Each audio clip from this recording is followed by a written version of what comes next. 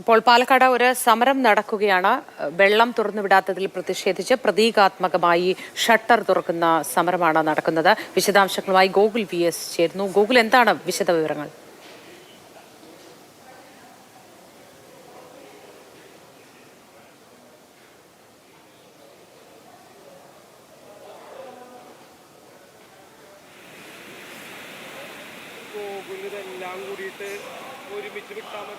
പാലക്കാടാണ് പ്രതീകാത്മകമായ സമരം നടക്കുന്നത്. വെള്ളം തുറന്നുവിടാത്തതിനെതിരെ കർഷകരുടെ സമരം. മൂലത്തെ റെഗുലേറ്റർ ഉപരോധിച്ചുകൊണ്ടാണ് പ്രതിഷേധം നടക്കുന്നത്.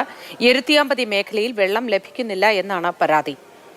അതിന്റെ ഭാഗമായാണ് പ്രതീകാത്മകമായി ഷട്ടർ തുറന്ന് വിട്ട് സമരം നടത്തുന്നത്.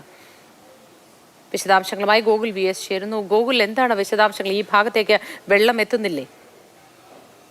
മൂലത്തറ റെഗുലേറ്റർ ഉപരോധിച്ചുകൊണ്ടാണ് ഇത്തരത്തിൽ കർഷകരുടെ പ്രതിഷേധം നടക്കുന്നത്. എരുത്തിയാമ്പതി മേഖലയിലേക്ക് വെള്ളം ലഭിക്കുന്നില്ല, കാർഷിക ആവശ്യത്തിനും കുടിവെള്ളവും ലഭിക്കുന്നില്ല എന്ന് ആരോപിച്ചുകൊണ്ടാണ് ഇത്തരത്തിൽ കർഷകർ പ്രതീകാത്മകമായി ഷട്ടർ തുറന്നുവിടുന്നതടക്കമുള്ള സമരങ്ങളിലേക്ക് നീങ്ങിയത്. ഇവർ മൂലത്തറ റെഗുലേറ്ററിൽ എത്തുകയും അത് ഉപരോധിക്കുകയും ചെയ്തു. അതിനുശേഷം റെഗുലേറ്ററിന്റെ ഭാഗങ്ങൾ, അതായത് ഈ പറയുന്ന ഷട്ടറിന്റെ ഭാഗങ്ങൾ തുറന്നുവിടുന്നതായി പ്രതീകാത്മകമായി കാണിക്കുകയുമാണ് ചെയ്തത്. അത്തരത്തിലുള്ള ഒരു പ്രതിഷേധത്തിനാണ് ഇന്ന് മൂലത്തറ റെഗുലേറ്റർ വേദിയായത്. ഇപ്പോഴും പ്രതിഷേധം തുടർന്നുകൊണ്ടിരിക്കുകയാണ്.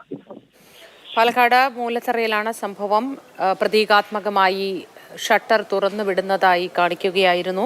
എരുത്തിയാമ്പതി മേഖലയിൽ വെള്ളം ലഭിക്കുന്നില്ല എന്ന പരാതി നിലനിൽക്കുന്നുണ്ട്. അതേ തുടർന്നാണ് ഇത്തരത്തിൽ ഒരു സമരം അവിടെ നടന്നത്.